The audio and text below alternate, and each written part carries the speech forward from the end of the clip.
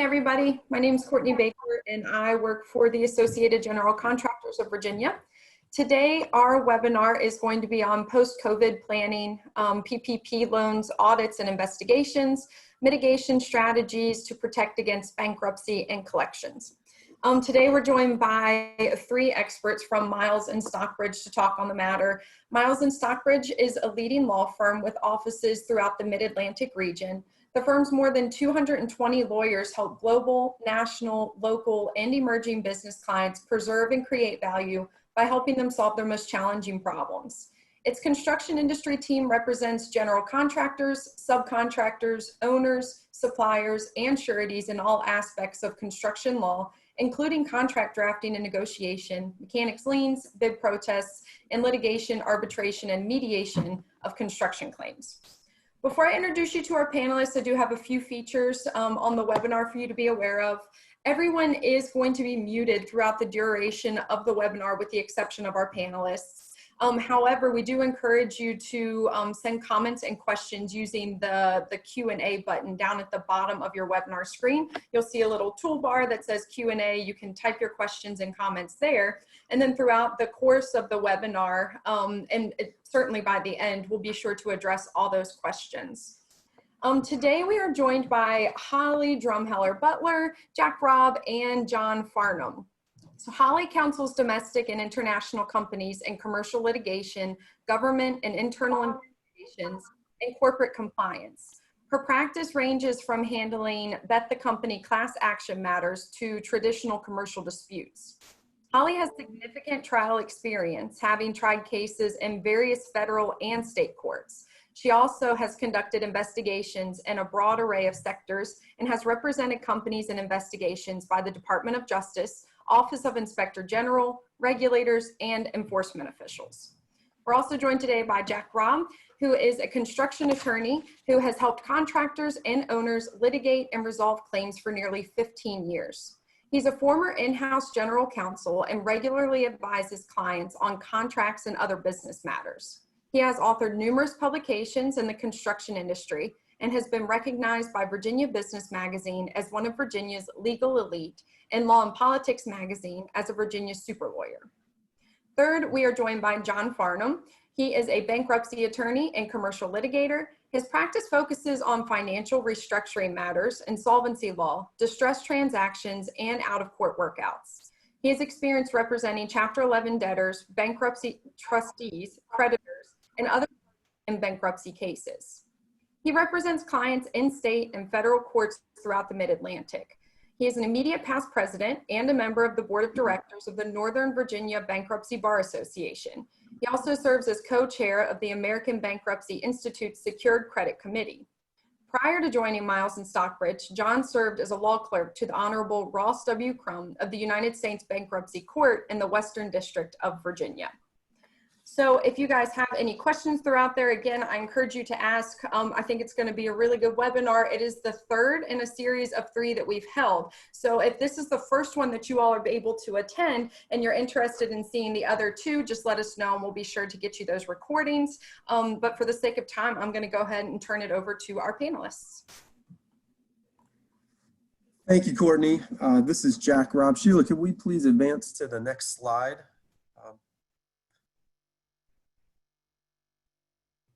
Thank you, everybody, for joining us today. Like Courtney said, this is part 3 of our webinar series, Post-COVID Planning.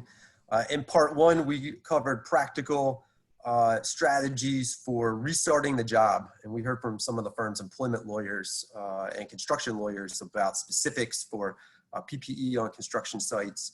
Part 2, we covered a new Virginia statute related to wage theft. And then in this part 3, and Sheila, would you be willing to advance to the next slide, please? We're going to cover planning for a potential PPP loan audit or investigation. We're going to cover 5 practical tips for collections. And then John's going to talk about mitigation strategies to protect against bankruptcy. We're going to go over a few hypotheticals, and the panel's going to talk about how project manager or CFO could handle challenges in those topics, and then we're going to leave plenty of time for Q&A at the end of the presentation. So I'll turn it over to you, Holly. And Sheila, I think we're on slide 3 now. Good morning, everyone. Sheila, could you pop ahead to those slides, please? That would be helpful. We wanted to start with a little bit of context this morning. So as you all know, the PPP loans represented a significant lifeline for the construction sector. In the first round of the PPP loans, the construction companies had the largest share of these loans, and that accounted for approximately $45 billion. Now, as a result, the construction company is also one of the sectors hit hardest by the uncertainty surrounding the program's interpretations, as well as the risks of future government investigations. So hopefully today's webinar will alleviate some of that confusion and provide you with some practical advice on mitigating your risk going forward. Courtney, are we able to move to the next few slides so that everyone can keep up with the points? Yeah, I just reached out to Sheila to see if she was having issues, so I'm going to pull it up on my end and get that up for y'all. Awesome, thank you so much. Of course. So I'll try and do a little bit of instruction, more than just the talking points, so you guys can imagine what the slides would be like. They're just simply beautiful, as you can expect. So let's start with a quick review of the representations and certifications that were contained in the PPP loan application. That'll provide the structure for our discussion with regard to risks, review. So if you personally or your company sought a loan through the program, a representative of the company certified states a number of representations and certifications. Some of the representations were relating to civil rights and use of American products. If we could fast forward to, I believe it's slide 4 now, that'd be helpful. With regard to those representations, the application caveated the obligations with phrases like wherever applicable or to the extent feasible. That vagueness, as opposed to a clear directive in a certification, will make subsequent enforcement more difficult for the government. So the focus for our standpoint is on the more concrete, as I put that in air quotes, certifications, because there's been a lot of confusion and fuzziness around this program and the certifications. For purposes today, we're going to look at certifications regarding to eligibility, use, need, and the supporting documentation. So I believe if we could pop to slide 7, we're looking at the needs certification. And if we can't pull that up, I'll fill you in on what that is if you're not familiar with it. So the needs certification stated, quote, current economic uncertainty makes this loan request necessary to support the ongoing operations of the applicant. So that particular certification has received a lot of attention from the Small Business Administration and the Department of Treasury, the two that are in charge of this PPP loan program. And if you were following the news in April, you're aware of the public outcry that stemmed from news reports of large companies who were accessing the limited pool of PPP funds. These companies were qualified under the program as written, but they faced a heightened level of scrutiny from the public, from the media, as a result of the actual or assumed access to alternative funding. Wonderful. If we could go to the next slide, please. So the loan program was rolled out quickly in response to COVID-19 pandemic, and there was little to no guidance on the program. Subsequent guidance and interim rules have not been clear. They've not been consistent. In some cases, they've changed the underlying law, and they've caused sometimes more confusion and concern for the applicants. So let's try and provide a little clarification, and then we'll move forward to the remaining risks. We could go to the next slide, 9. That would be helpful.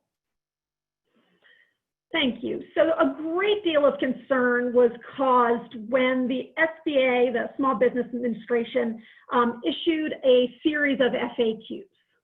Particularly FAQ 31 caused a great deal of concern to the applicants because it warned borrowers to carefully consider their needs certification and actually suggested that those with alternative sources of liquidity could not make that certification in good faith.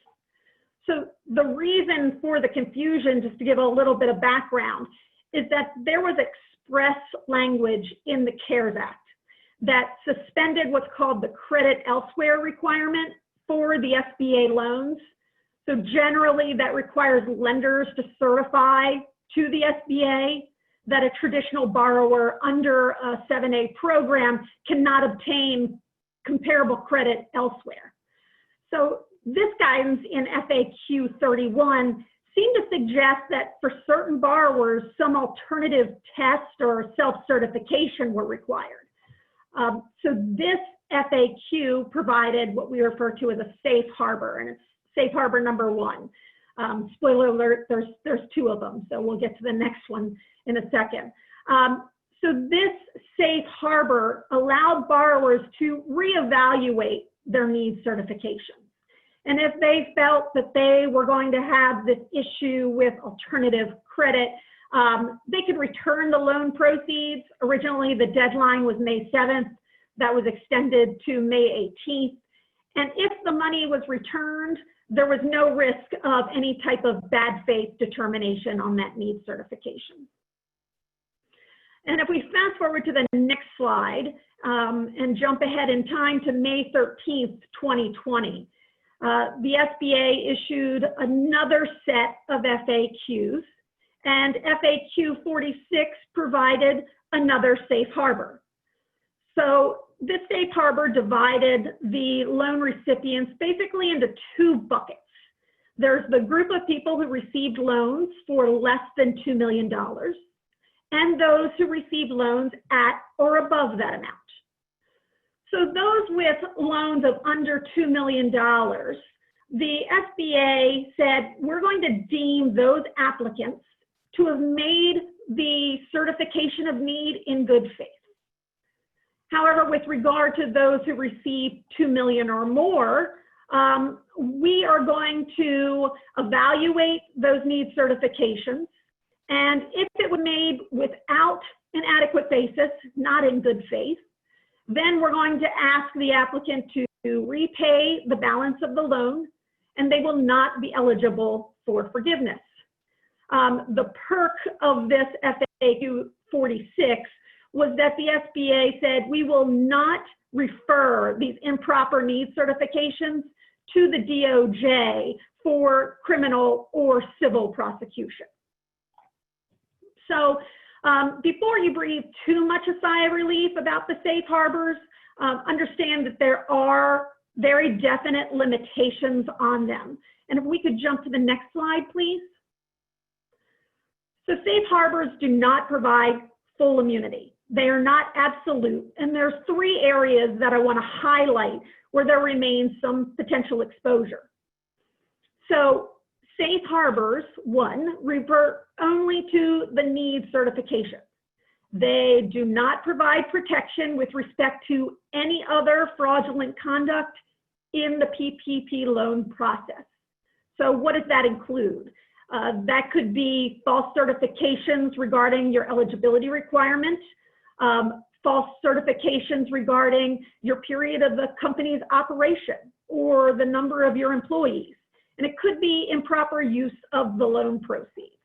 So the needs certification safe harbor is somewhat narrow in its scope. Next slide, please. So number two, where it doesn't provide immunity, is the DOJ, the Department of Justice, has a wide reach. So the SBA may not refer an action. The DOJ can still initiate civil or criminal actions against a PPP loan borrower, even where there's no referral. It may alter the likelihood of that happening in the equation, but it's still an option for the DOJ. And of course, with regard to whistleblowers, none of the safe harbors prevent a whistleblower from filing a suit. So next slide, please. So make no mistake about it, this is a priority for the Department of Justice. They are keen to draw back any loan proceeds that were obtained based on fraud. You cannot review any press release on any of their actions without the assistant AG from the criminal division offering a quote about how they will remain vigilant and how they are poised to do just that. So let's go to the next slide, please. So in fact, the government has dedicated a number of oversight and enforcement mechanisms to this program. We have the Pandemic Response Accountability Committee, which they're referring to as PRAC. Gotta love the acronyms. And that has 20 inspector generals. And with the addition of Inspector General, the Special Inspector General for Pandemic Recovery, who was approved last week, Brian Miller, there's 21 members of that PRAC. Beyond that, of course, we referred to the DOJ, who is poised to act. There are also U.S. attorneys' offices in each of the individual states who are looking into these programs and the recipients. And of course, Inspector General's offices for the governmental agencies. Layer that with state regulators who will be looking at their own False Claims Act provisions, as well as a layer of congressional committees who no doubt will be having hearings on this for the foreseeable future, and my children will probably study it in college. So let's move to the next slide, please. So we know the PPP loans are going to be an area of interest for the government. What are the risks here? If you've reviewed the application or signed yourself, you're probably familiar with the 4 risks that are identified on this slide. These 4 risks were enumerated expressly in the application. So let's just chat about what they are. So, if you could go back, please. So, I believe a team, there we go. So false statements, 1001. This is kind of the low-hanging fruit, easy access potential for criminal liability. This is simply making a false statement to the federal government. It can be in writing, it can be oral. There's no obligation for an oath. This is a frequently used statute for the government in order to prosecute people who make any type of false statement in connection with the government. 3571 for sentence of a fine. That's really a complementary statute with 1001. It increases the fines that are available to the government. Aid to small businesses, that's misrepresentation relating to the program for aid. And the 10,014 is self-explanatory. That's false statements in loan and credit applications, of which this is. So let's look at, nope, not yet. Let's look at the, talk about the what kinds of fines and prison time are available to the government under each of these statutes. So if you look at 1001 and 3571, you have a prison option of not more than 5 years and a fine of up to $250,000. Under 645, aid to small businesses, that is a prison of not more than 2 years and a fine of not more than $5,000. And then with 1014, if submitted to a federally insured institution, this is a big bell ringer. You've got imprisonment of not more than 30 years and a fine of not more than $1 million. So if you haven't looked ahead to the forgiveness application, forgiveness loan form, these same statutes are reiterated in that form. So this is going to be a definite focus in the context of government reviews going forward. Next slide, please. So beyond those enumerated in the application, you have past government relief programs that we can look to, and current activity by the government, which will show where the government intends to use these statutes. So beyond those in the application, these are the statutes and areas that the government will lean on. The False Claims Act, which could be a presentation of its own. The Programs Fraud Civil Remedies Act, which is known as the Mini False Claims Act. And then we skip ahead to the last two. So in addition to civil and criminal risk, if you're a government contractor, you're painfully aware of the additional burden that there is a risk of suspension and debarment, even if there's allegations of misrepresentation. And of course, there remains the backdrop of public relations implications. The calculus on that last bullet changed a bit yesterday. So this is a continuing work in progress, and we are learning more about how the government intends to review and evaluate this program on a daily basis. Yesterday, the Secretary of the Department of Treasury, Mnuchin, spoke in front of the Senate and indicated that the government had no intention of releasing the names of the recipients of the PPP loans. That still remains up for debate as to whether that'll stick, but that may alter the calculation on that public relations implication going forward. Next slide, please. So on May 5th, the Department of Justice announced its first criminal charges related to the PPP. And this one was in Rhode Island. We had 2 businessmen who filed fraudulent loan applications seeking $500,000 in PPP loans. They misrepresented the number of employees, saying they had a few dozen when in fact they had 0. And they didn't even have an operating entity when the pandemic began. So you can see there the wide scope of charges that the DOJ brought against these individuals. Next slide, please. So I didn't outline each of these both for time as well as the fact that I could never have a current enough PowerPoint with regard to the DOJ charges that are being brought on an almost regular daily basis. So recently the DOJ has filed charges in 7 additional cases accusing defendants of fraud in connection with the loan program. So far, these are only the most egregious cases, going after the easy ones based on clear misreps in the application process. And rather than talking through the different cases and charges, let's just talk about the categories that these fall under. So far the DOJ is attacking individuals who submitted false payroll records on one hand, or diversion of loan proceeds, and sometimes a combination of both. So the false payroll records, with regard to the application, you have to submit who the number of employees that you have. Some people, in all likelihood, made minor errors and there were minor discrepancies. So far in these cases, the overstatements are particularly egregious. So they are indicating, the applicants are implicating at this stage that they had dozens, 200, or even 400 employees when they in fact had 0. With regard to the diversion of proceeds, the government is very keen on emphasizing that these loans are meant to save your business and not your lifestyle. So I'll give you one colorful example very quickly.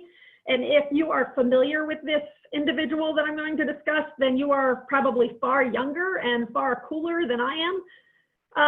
The DOJ brought charges last month against a radio and TV personality by the name of Maurice Fain. He is a star of VH1's TV reality show, Love and Hip Hop Atlanta. So Mr. Fain allegedly received over $2 million in PPP loans. They were supposed to be used to help his trucking company, which does exist. But instead, he diverted those funds and bought a Rolex, a 5.73 carat diamond ring, other jewelry, a Rolls Royce, and even used about 40 grand of it to pay travel.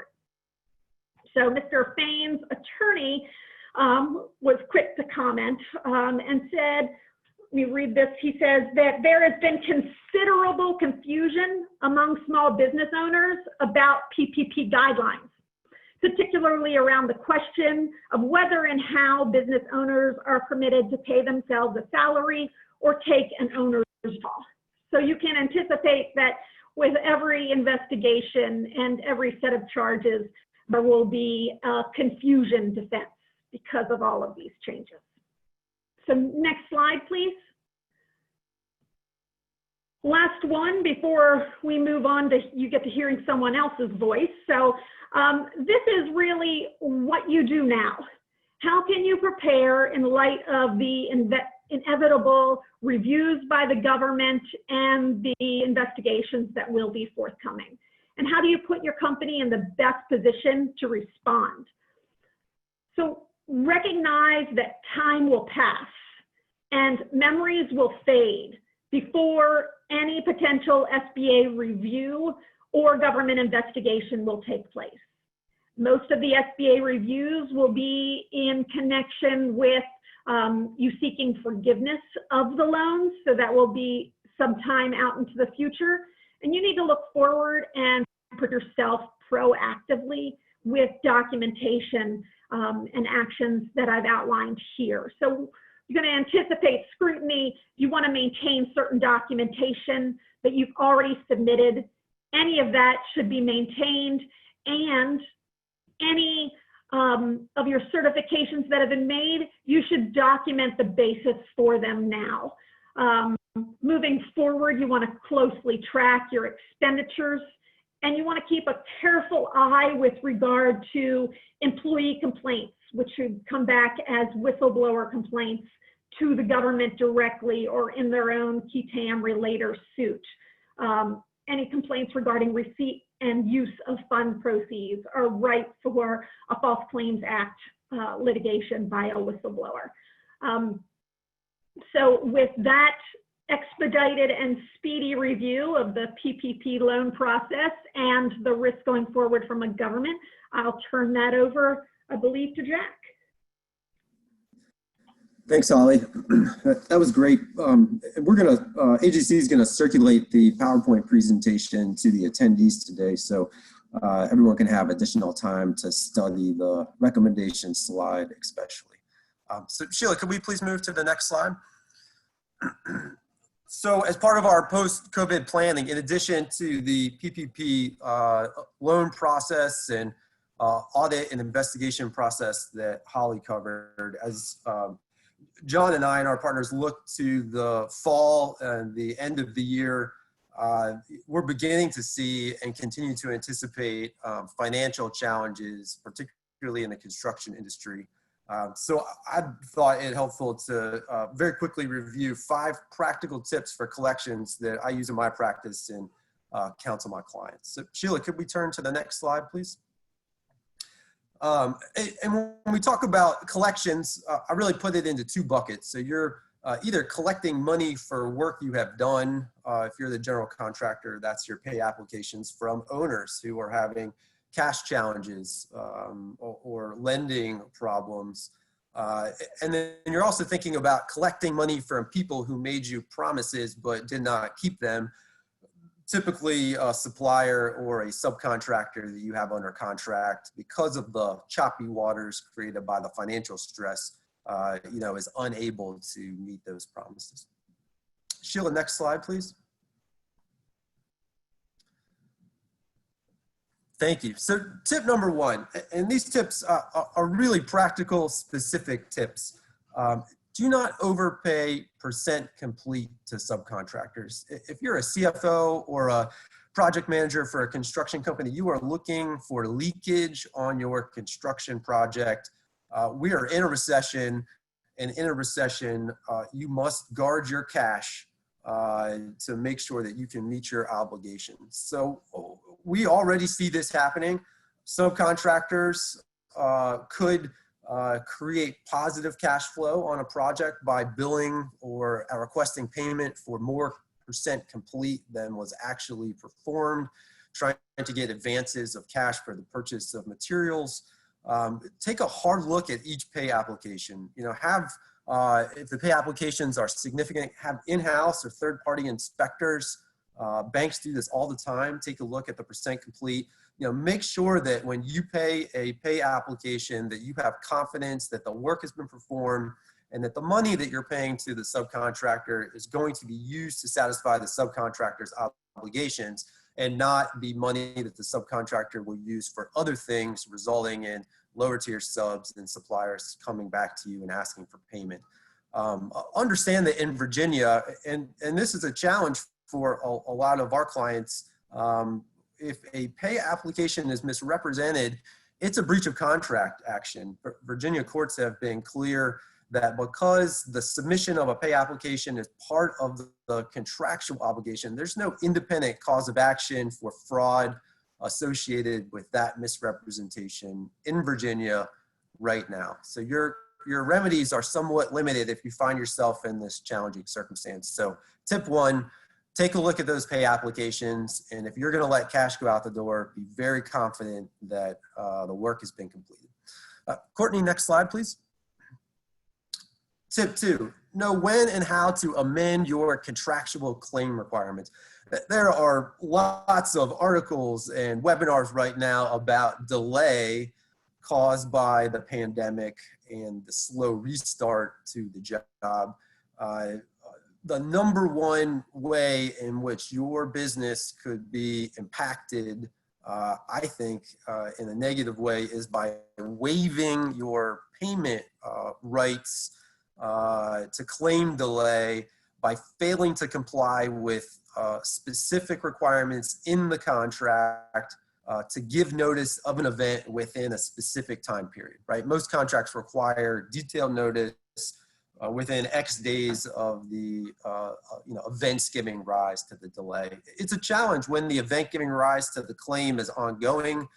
It's a challenge when the impact of the event is not known. So you can exchange emails and create flexibility with your counterpart, at the owner or construction manager to create flexibility in those contractual claim requirements. So let me show you an example. Courtney, can we go to the next slide, please?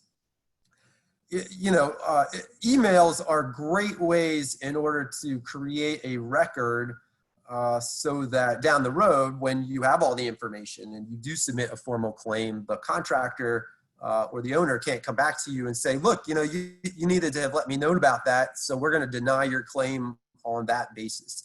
And here's a simple email that I think would give you a great argument down the road that you haven't waived any claims. And what the email attempts to do is to formalize a conversation between you and your counterpart at the owner to create some flexibility.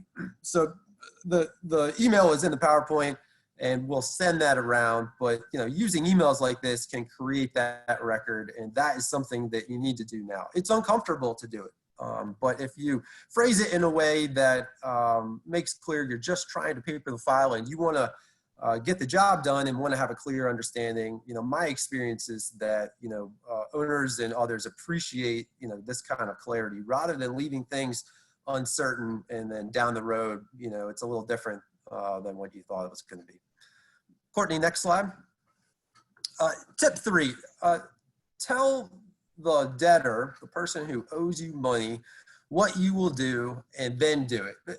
One of the biggest mistakes you can make in a collection challenge that is starting to heat up and get out of control is to make an empty threat. Because if you say, if I don't hear from you, I'm going to involve my attorney within 10 days. 10 days goes by and the debtor does not hear from you and does not hear from the attorney. You've lost all credibility in the negotiation for a resolution. So I typically encourage clients to, ramp up a collections pressure steadily and demonstrate seriousness. Tell them exactly what you're going to do and then do it. And if you do that 2 or 3 times in a row as the pressure ramps up, then I think you'll have a better chance of a frank conversation with the person that owes you money and the ability to get a workout before you have to get a lawyer involved. Courtney, next slide, please. So tip 4 is to involve a lawyer at the right time. And whether that's in-house counsel at your company or that's an outside lawyer that you have a relationship with, you've got to make the right decision to involve the lawyer at the right time. So here's 4 things to think about, when it's helpful. So if you need to get the other side's attention, oftentimes people in financial stress stop communicating because they don't have good answers. And, we're all people and nobody wants to have conversations when, they can't meet their obligations. So if you have to get the other side's attention, if they stop communicating, you cannot wait. And sometimes having a lawyer involved to reach out to the other side will be effective in getting their attention. If the other side is stalling, we see it all the time. They're not ignoring you, but they're participating in the conversation. They're providing information about their business, but there's no meaningful promise that they can make. There's no clarity in what a workout looks like, and they're stalling. The third thing to think about is if you want the other side to get a lawyer, that could be counterintuitive sometimes, but our experience is that if the other side has a lawyer, then now you've got an advocate that you can work with to try to get a cost-effective and quick workout of your collection. The other side getting a lawyer gives the other side confidence that they're going to get a good deal, and it helps you and us document the deal in a way that makes sense. And then finally, if you want to hire somebody else to complete the work, right? This could be dangerous if you have not followed the correct requirements of the contract related to notice of default and cure. But instead, you just get somebody else to go in there and to complete the work. That you could waive rights doing that. So if you want to get somebody else, that's the time when it makes sense to contact a lawyer. And when you do, most often, what the lawyer would recommend. Courtney, can we go back just one time? Yeah, sorry, we're still on tip 4. Prepare for the lawyer letter. So send to the lawyer the contract, some of the key correspondence. Prepare an attachment to the letter that's a breakdown. Lawyers are notoriously bad at math. So I always ask the CFOs of construction companies to calculate the damages, prepare an attachment, have that attachment, be part of the lawyer. Minimize the work that the lawyer has to do in understanding the numbers associated with that and the facts. You can really cut your cost associated with that lawyer letter. And I think your expectation should be for, a couple $1,000s. The lawyer could get completely involved in the situation, read the contract, read the key correspondence, understand the numbers, prepare the letter, and engage in follow-up conversations with the other side or the other side's lawyer to get you to a decision point. Whether it would be time to work out the challenge now or whether you need to move forward with some of your other rights associated with the collection activity. So lastly, Courtney, can we go to tip 5?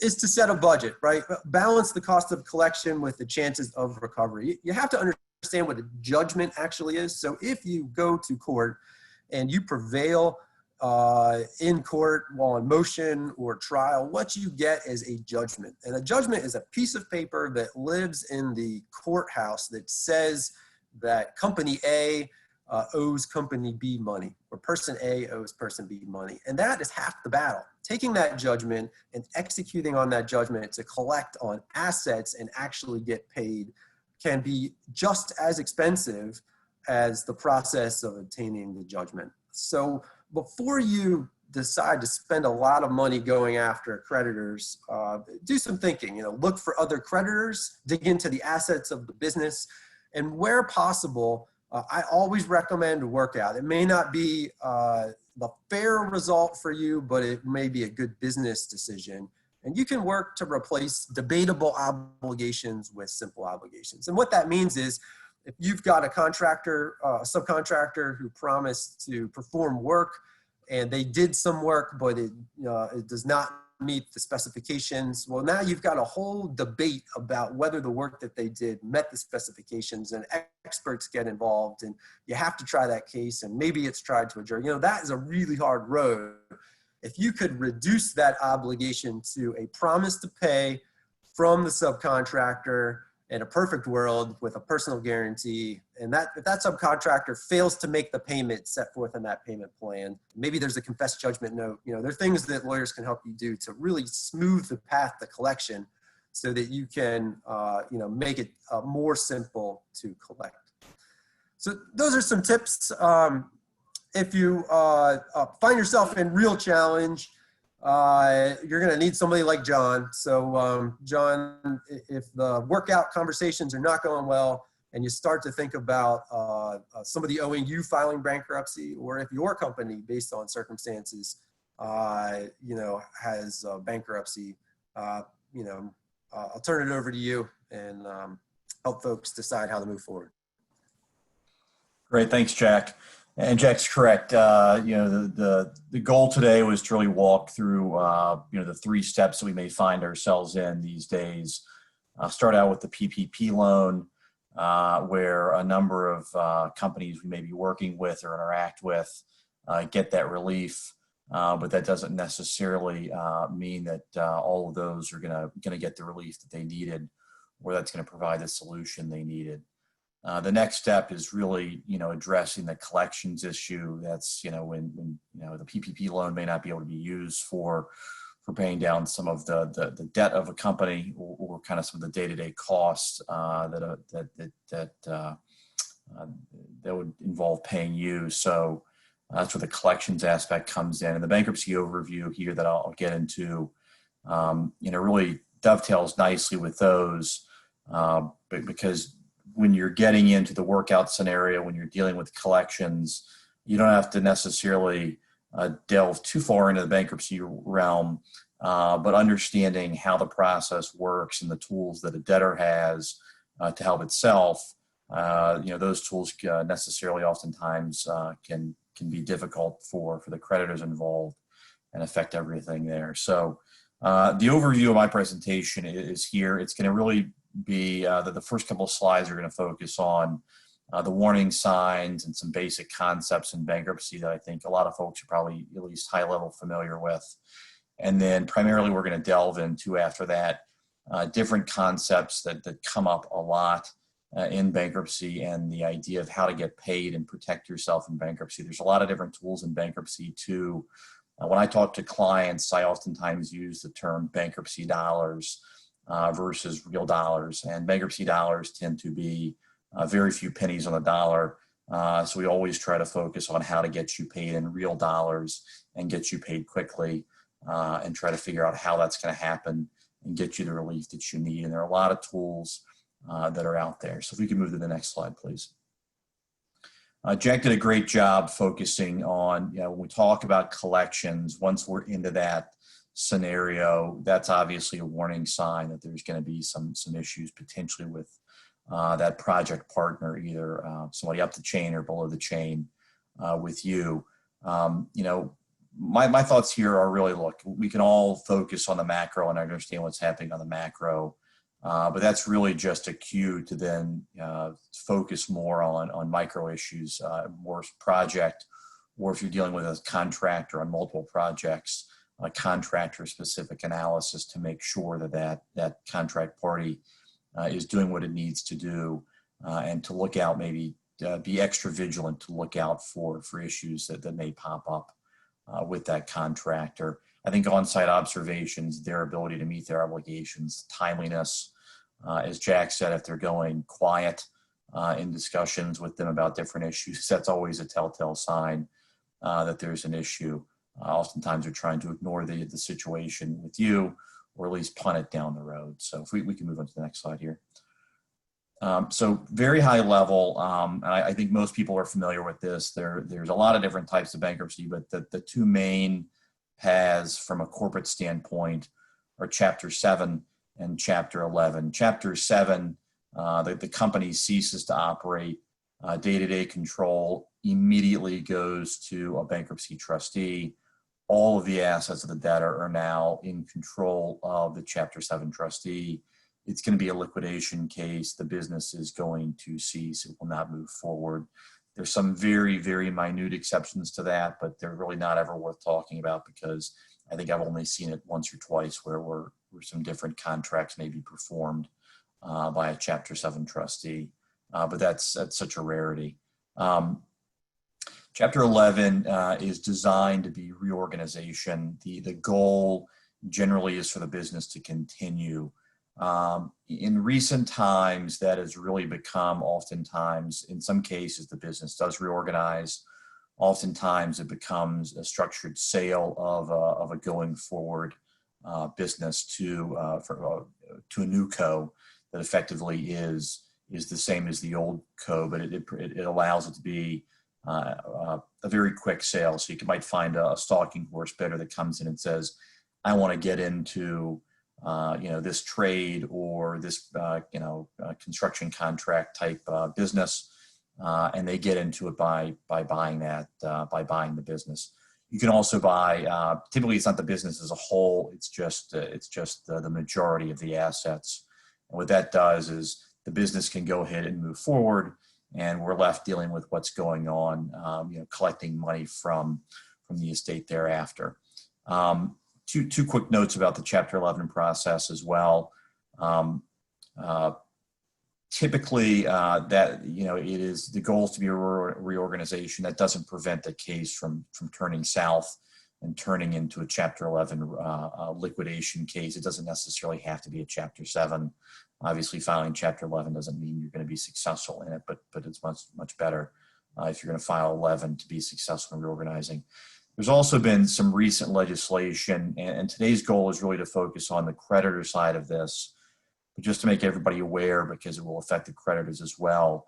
About a year ago, there was a Small Business Chapter 11 Act that was voted on by Congress, and it went into effect, I believe it was earlier this year, if not the tail end of last year.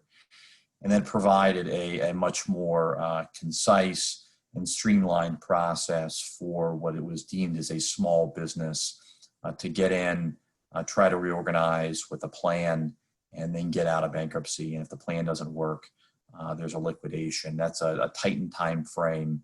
That's about that plan, and the voting is something that would have to happen in between about 3 and 6 months.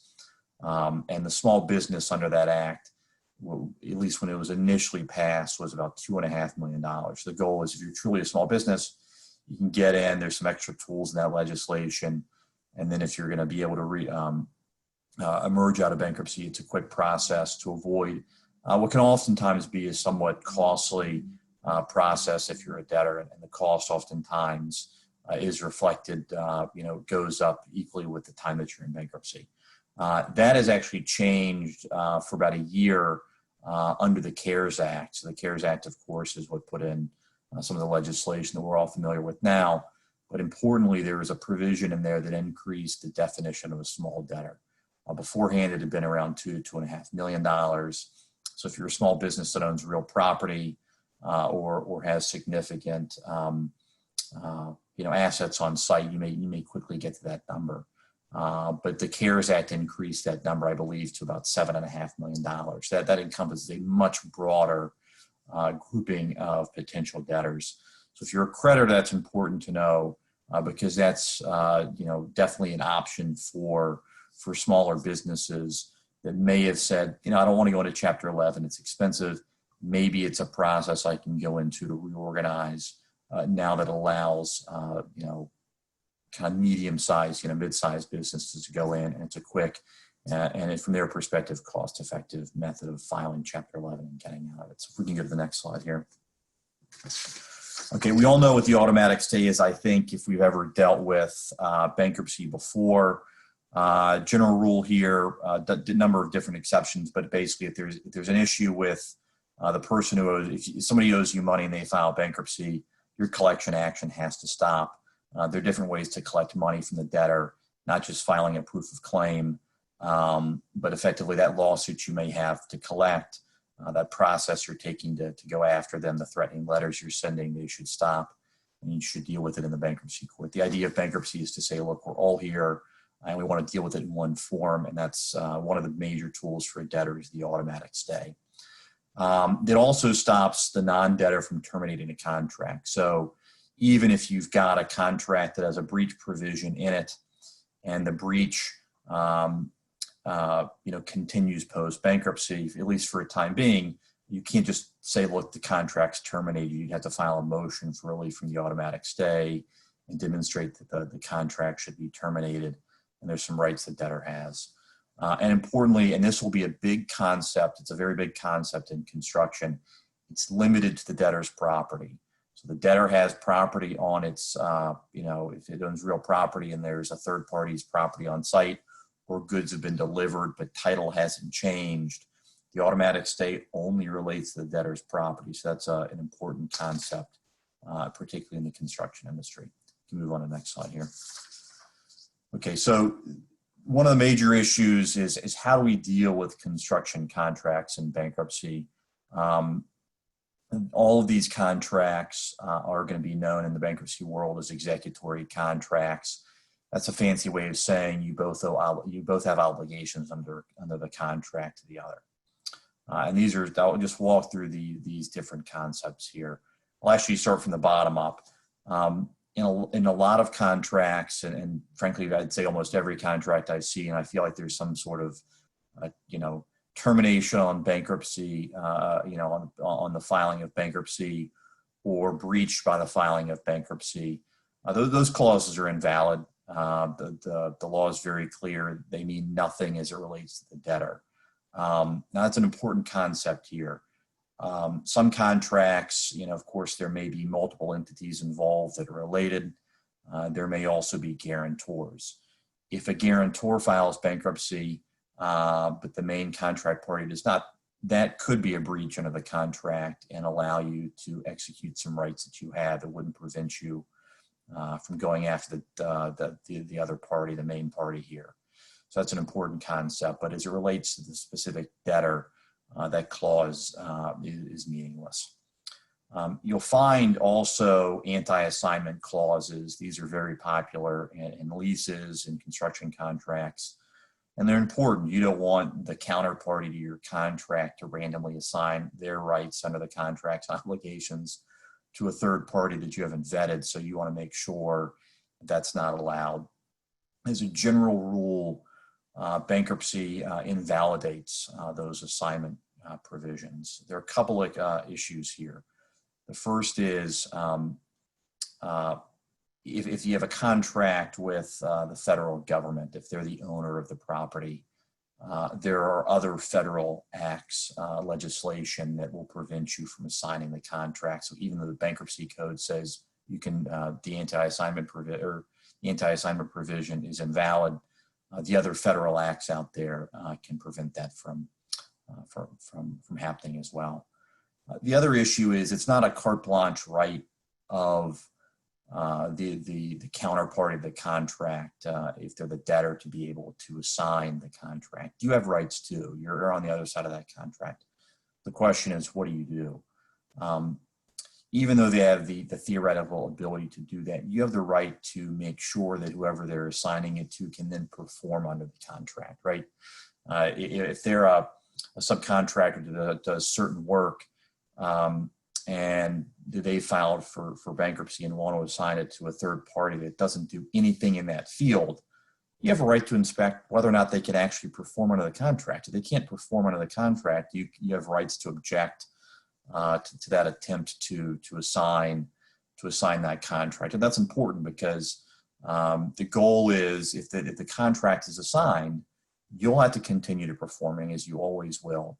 And so will they. But if it's assigned to somebody who can't perform, it just kicks the can down the road for you and doesn't help you out.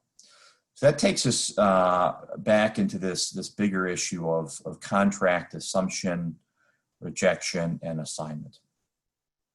These are major tools that a debtor has. A contract can have value. If you are making a lot of money on a contract and can assign it, you can oftentimes sell that contract to a third party if you're the debtor. So if you're the counterparty in our position here, the creditor, the question is, what does that mean? And you want to be vigilant and aware of this. A lot of these actions, they all require motions in bankruptcy. A lot of these actions are thought of by the debtor before they file, and they'll file motions at the beginning of a case that have a significant effect on a number of different creditors, including potentially one of us, it may be the counterparty here. So what does assumption mean? That's typically a good sign. If a debtor wants to assume a contract, that means the contract that they think they can perform. And as the creditor on the other side of that contract, you generally like this because if they assume a contract, they have to fully perform under the contract. So if they owe you money before that assumption is effective, they have to pay you in full. There can be negotiations. Sometimes they may try to pay you less, but your rights under the bankruptcy code are pay me 100 cents on the dollar, become current. They would also have to demonstrate an ability to continue to perform. If you're going to assign a contract, it's going to be assumed first and then assigned. Again, the same issue is there. Even if the contract goes to a third party, you better be getting paid. And you better know, and they better be able to demonstrate that whoever's getting that contract can definitely perform under the contract. Let's think about rejection. If you're in Chapter 7, rejection will occur by way of the bankruptcy code, but you may want to get out of the contract because it's Chapter 7, it's a liquidation. You can get out quicker by filing a motion to reject. Debtors often file motions to reject as well. It's a negative contract for them. In the news, you read about a lot of retail companies filing. What they oftentimes do is they use the ability to reject an expensive non-money making lease and get out from that. What does it mean for you to be the counterparty? That's a breach under the contract, and you will be paid those breach dollars, in bankruptcy dollars. It pushes those dollars and considers them all pre-bankruptcy dollars. At that point, the contract is effectively terminated, and you can move on and do what you need to do to make sure any work gets performed as well. So that can be significant. One of the issues too that a lot of creditors find is somebody files bankruptcy. Do I have to continue to perform my work in bankruptcy? And the answer is yes, you do. You need to continue to perform and meet your obligations under bankruptcy as well, and particularly in this Chapter 11 context. One key concept here, though, is we don't always know if there's going to be an assumption or rejection immediately in the case. That's something that you can explore with the debtor or debtor's counsel. But if it's unclear or you're getting the feeling that they are going to reject or not be able to perform, you can quickly, you can file a very simple motion requiring or asking the debtor to assume or reject your contract to force the issue. If you want them to do that, you want to have some evidence there that there's a question of performance. But while bankruptcy gives the debtor a lot of rights, that doesn't mean you're left without your own rights. So you can force this issue if it makes sense. And a lot of times it does, because your time, your dollars, your effort is tied up in a project or under a contract. You want to know the ultimate result. You may not know it immediately in these cases, but the debtor can wait a fairly long time before deciding. And if there's a reason for you to know early, you can take some proactive steps to get that answer for you sooner rather than later. Okay, the next slide here. All right, one of the next big issues in getting paid, we've talked about a lot of times the service contracts. What do you do in those cases to make sure you get paid? If you're a supplier or a vendor of goods, there's a lot of different steps you can take. Unfortunately for labor, this doesn't necessarily apply, but if you're providing both, they do. This first concept will apply actually to both. This idea of set off and recruitment. these are state law rights under contract. The idea here being that if you have mutual debts, they should offset each other, right? It only makes sense. If I owe you $100 and you owe me 90, I should only owe you 10. The great thing here is this is a great way to get paid if you're a creditor. If you have set-off rights or recoupment rights, you can, in the bankruptcy case, file a motion for relief from the automatic stay and set off the debts from each other. If you owe the debtor money, as opposed to having to pay them and maybe not getting paid back by them, you can get paid theoretically your $90 in that example I provided by asserting your set-off rights, and then at most you only owe them 10. That's beneficial because if you were to have to pay them the $100, you may risk not ever getting paid the 90, so then you're out 100.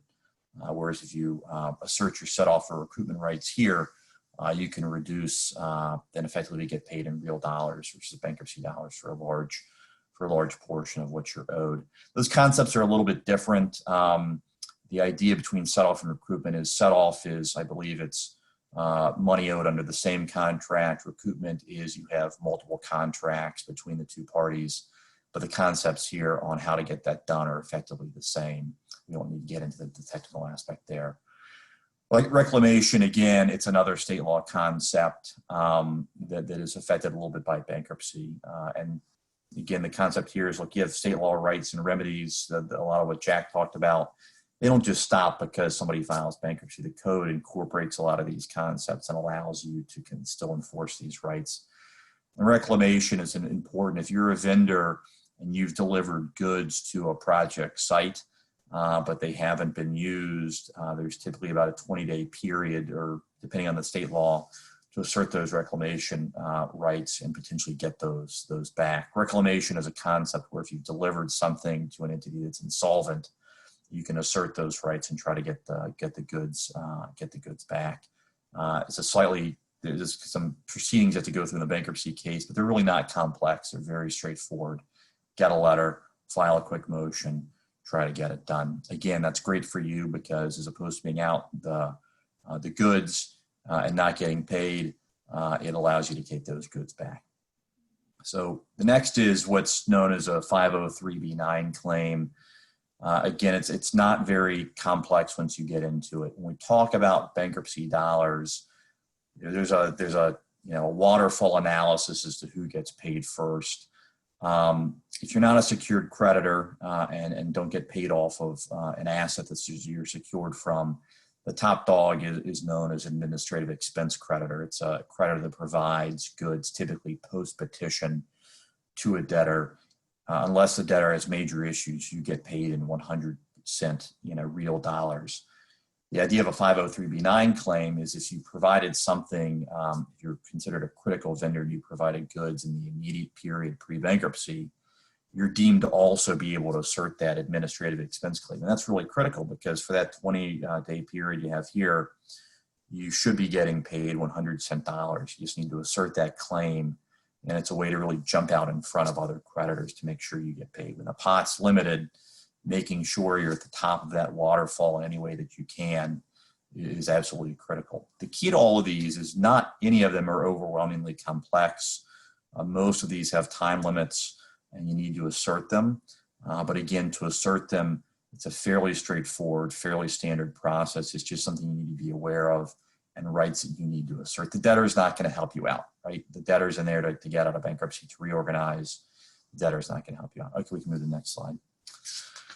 Okay, this slide's on mechanics liens, and the next one will be on payment bonds. They tend to be two sides of the same coin. The key concept with mechanics liens are this: if you're asserting your creditor rights pre-bankruptcy, you are not prevented from perfecting your mechanics lien post-bankruptcy. So if you've met the technical requirements pre-bankruptcy, you can still perfect post-bankruptcy, and that's great. Again, the concept here is making sure you get paid as much money as possible. Having a lien on an asset is a great way to get paid more. If nothing else, you've got really great negotiating leverage here. Again, Virginia's very technical. You have great rights in the mechanics lien statute. You still need to meet those technical requirements. And the bankruptcy doesn't extend any deadline. So if you have to perfect and it's 3 days after they file bankruptcy, go ahead and perfect, get it done, and be aware of that deadline passing. We can move to the next slide, please. Okay, payment bonds. Hey, John, I was just looking at the time too. I think we're a couple minutes over. You want to wrap up and maybe we'll just do one hypo? Yeah, I'll wrap up very quickly here. Apologize for going over time. The key here is, again, we talk about getting paid. Payment bonds, unless there's an exception, are not going to be property of the estate. And we talked about it earlier. That means they're not subject to the automatic stay. That means you should also be able to get paid in full. So make sure you're asserting those rights. If you have obligations on the bonds, don't let the bankruptcy process worry you. Do what you need to do, assert your rights, and try to get paid in full. Okay, we can go forward. These are mainly a summary of what I just talked about, so we can skip that and go to a hypo if you want to, Jack. Yeah, thanks, John. So I think Courtney and Sheila, let's just take 2 more minutes and circle back to Holly maybe for just one hypo. And then I didn't see any questions, but certainly we could stay on for another minute or 2 and cover any questions. So the hypo one on the slide there, Holly, I'm the CFO of a general contractor and we got a PPP loan. I open a mail and it's a letter from the government telling me that my loan is under review. What do I need to do in that exact moment to start the process of preparing a response to that letter? So for the purposes of this hypothetical, let's assume that when you say the letter from the government that it is from the SBA. And they're conducting a review, probably in connection with your forgiveness request. So in that regard, congratulations, you've been on this webinar and you know what materials to gather. You'll have the slide where we enumerate them, and you'll be prepared to walk through the balance and the background for your certifications. You want to make sure that each of your certifications has backup. It's advisable that you review it with persons knowledgeable for the basis for that certification so you can show it's in good faith, and consult with counsel just to make sure your ducks in a row. If, on the other hand, that letter is from an inspector general and it is not typical for them to start a communication with just a letter saying, hey, can we see some information? Seems casual, but you're under investigation by the IG. Similarly, it could be a letter from the DOJ introducing this investigation process. In that case, you need to immediately go to counsel, whether it be your in-house counsel or outside counsel. But at that point, there is a higher exposure of civil and criminal liability, and you need to make sure that you know what the government is looking at and what your next steps should be, which will be highly individualized. Thanks, Holly. So, Courtney, I want to be respectful of everybody's time. So I'll turn it back to you and, any questions or wrap up. Thank you. Yeah, no, we appreciate it. You all have been great over the last 3 weeks. And I think, cumulatively, we've had over 100 people that have watched these webinars and a lot of good questions. So AGC will follow up by sending out your all's contact information, also the slides and the recording of the webinar. So we hope to continue to keep the dialogue going. And then also just appreciate the continued conversation, because I know several times you all mentioned, this could change by the time that this slide is published. So we understand, that things are constantly changing, and we appreciate you guys being accessible for that kind of day in and day out. So thank you all so much. And if anybody on the webinar has additional questions, you can send those to AGC or send them. Oh, look, somebody just popped in with a question. Is there a time limit on mechanics lien claims? John, you want to handle that for Virginia? That short answer is absolutely, and it's highly technical, and you cannot miss the deadline. Yeah, and offhand, I couldn't tell you. There's a couple different deadlines to meet. One is the notice, and then the additional information you provide. So there's multiple different steps there, but but definitely deadlines. If we're talking on the bankruptcy side, the same deadlines are there. But Virginia's in Virginia, you get fairly significant rights when you file a mechanics lien. In some states, you kind of fall in line and don't necessarily become kind of a super creditor. And in Virginia, the mechanics lien is very powerful and can prime a lot of other creditors out there that have liens on that property. So in Virginia, it's very tactical, both in what you describe your claim as being, but as well as a timeline to file that claim. Perfect. Thank you. With that being said, if for all of our attendees, if there are topics that are not covered or that you would like to dive in more detail on and see webinars on, please let us know here at the AGCVA, because we want to continue to produce relevant webinars for our members. So just want to say thanks again to all of our panelists. We really appreciate the time and the energy, and we will talk to you guys soon. Thanks all. Thank you. Thank you.